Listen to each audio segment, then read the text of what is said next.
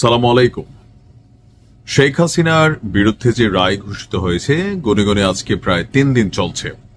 তো এর মাঝখানে শেখ হাসিনার এই রায়কে নিয়ে দেশে বিদেশে যারা পর্যবেক্ষক আছেন অথবা যারা বাংলাদেশ ইস্যুতে ফ্যাক্ট, সেক্ষেত্রে হতে পারে যে আমাদের সহযোগিতা দানকারী রাষ্ট্র অথবা বন্ধুত্বের জায়গা থেকে, বিনিয়োগের জায়গা থেকে মোটামুটি যাদের উপর বাংলাদেশ কম বেশি নির্ভরশীল, তো সেই রাষ্ট্রগুলোর ফিলিংসটা কি, এই রায় নিয়ে তাদের মন্তব্য কি, অবশ্যই এই ক্ষেত্রে একটা ফ্যাক্ট রাখে। জাতিসংঘের ইস্যু তো আপনারা জানছেন। এবার আসুন ইউরোপীয় ইউনিয়ন তারা আসলে কি ভাবছে। ইউরোপীয় ইউনিয়নের 5টি আন্তর্জাতিক সংগঠন ইউরোপের শেখ হাসিনার বিরুদ্ধে আন্তর্জাতিক অপরাধ ট্রাইব্যুনালের যে রায় আসছে সেই রায়ের বিরুদ্ধে তারা নিন্দা জানিয়েছে। সংগঠনগুলো বাংলাদেশে রাজনৈতিক উদ্দেশ্য প্রণোদিত বিচার বন্ধে বৈশ্বিক পদক্ষেপ নেওয়ারও আহ্বান জানিয়েছে। অর্থাৎ এই রায়কে তারা উদ্দেশ্য প্রণোদিতভাবেই দেখছে। শুধুমাত্র তাই না, এই রায়টা যেন কার্যকর না হয় অথবা সরকার যেন এই ধরনের ভূমিকায় যাইতে না পারে সেই জন্য বৈশ্বিকভাবে চাপ দেওয়ার জন্য তারা আহ্বান জানিয়েছে। তবে এরকম ঘটনা কি এই প্রথম? না। ডক্টর মোহাম্মদ ইউনূসের বিরুদ্ধে যখন আপনার আওয়ামী লীগ সরকার বেশ কিছু মামলা চলমান ছিল, তখনও কিন্তু ডক্টর ইউনূসের পক্ষেও বিশ্বব্যাপী নানান ধরনের বিশ্ব বরেণ্য নেতারা বা পৃথিবীর বেশ কিছু দেশ তখন আওয়ামী লীগ সরকারের কাছে বারবার চিঠি পাঠাতো। এমনকি যেই যুদ্ধ অপরাধীর বিচার ছিল সেই বিচারের সময়ও কিন্তু এরকম চিঠি তৎকালীন সময়ে বাংলাদেশ আওয়ামী লীগ সরকারের কাছে এসেছিল। তো সরকার তার মতন করে ব্যাখ্যা দিয়েছেন এবং কি তারা তাদের কার্যক্রম পরিচালিত করেছেন।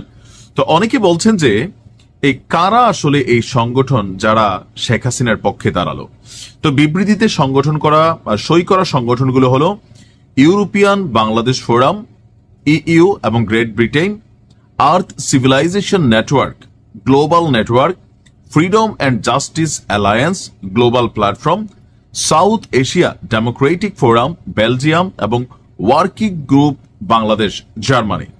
এখন এই সংস্থাগুলোর বিশ্বজুড়ে কতটুকু প্রভাব আছে অথবা ক্ষমতা আছে বা তাদের কথাবার্তায় কি আসে যায় সেইটাও একটা বিষয়। তবে যেহেতু হিউম্যান রাইটস ওয়াচ, আপনার আন্তর্জাতিক মানবাধিকার সংস্থা, তারা বলছে যে রায়ের ইস্যুটাতে ফাঁসির যে বিষয়টা এইটা আসলে উচিত না। তবে হিউম্যান রাইটস ওয়াচ শুধুমাত্র শেখ হাসিনার ইস্যুতে যে এই কথা বলছেন তা না, তারা সবসময় বলে যে পৃথিবীতে যে কোনো দেশে যে কোনো মানুষ যত অন্যায় করুক তার ফাঁসির রায়ের পক্ষে তারা সমর্থন দেয় না। মানে তারা ফাঁসিটা পছন্দ করে না, এর বিরুদ্ধে বা এর বিপরীতে যাবজ্জীবন হতে পারে, আরো অন্যান্য কিছু হতে পারে, সেই ক্ষেত্রে তারা আহ্বান জানায়।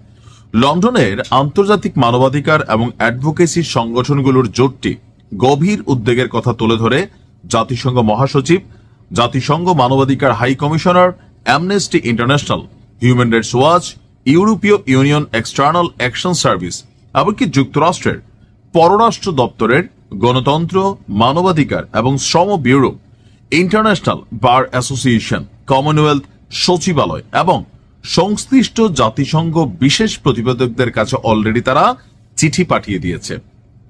তো আমরা এও জানি যে আওয়ামী লীগ বিশ্বজুড়ে তারা তাদের লবিং সেল চালু রেখেছে। আর বিএনপি জামাতের সময় আমরা দেখতাম যে অনেক ধরনের বিবৃতি পৃথিবীর বিভিন্ন দেশ থেকে আসতো। এটা হচ্ছে লবিস্ট ফার্মের মাধ্যমে এই কাজগুলা করানো হতো। জোটটি বলছে 1971 সালের মুক্তিযুদ্ধের সময় সংগঠিত নৃশংসতার বিচার করার লক্ষ্যে যেই আন্তর্জাতিক অপরাধ ট্রাইব্যুনাল তৈরি করা হয়েছিল তার মূলনীতি থেকে সরে গেছে। আসামির অনুপস্থিতিতে বিচার এবং মৃত্যুদণ্ড দেওয়া বিচার বিভাগের স্বাধীনতা এবং আন্তর্জাতিক মানবাধিকার মানদণ্ডের সাথে সাংঘর্ষিক। বলা হচ্ছে যে সাংবিধানিক বৈধতার অভাব, বিচার বিভাগের স্বাধীনতা ক্ষুণ্ণ, তড়িঘড়ি বিচার কার্যক্রম, যথাযথ আইনগত প্রতিনিধিত্ব অধিকার থেকে বঞ্চিত, আসামি সাক্ষীর অনুপস্থিতি এবং যোগসাজশের প্রমাণ, অর্থাৎ তারা তাদের মতন অবস্থান জানিয়েছে। তবে এই প্রথমবারের মতন শেখ হাসিনার পক্ষে দেশের বাহিরে এই সংগঠনগুলো শুধুমাত্র বিবৃতি দেয়নি, একটা কার্যকরী ভূমিকাও রেখেছে। এখন শেখ হাসিনার কি ফাঁসি হবে? জীবনও হবে না, আপনি ধরে রাখতে পারেন। কারণ বাংলাদেশে এরকম রায় অনেকগুলাই হয়েছে অতীতেও, কোনোটা আসলে কার্যকর করার মতন সক্ষমতা কোন সরকার দেখাইতে পারে নাই। আর ভারত তো শেখ হাসিনার দিবেও না, দেখাইতে পারবেন আপনি কোথায়। তবে দেখা যাক আসলে কি হয়। শেখ হাসিনার পতন হবে এটাও কেউ কল্পনা করে নাই, হয়ে গেছে। সো সামটাইমস এরকম অস্বাভাবিক ঘটনা ঘটে প্রকৃতিতে, সময় বলে দিবে।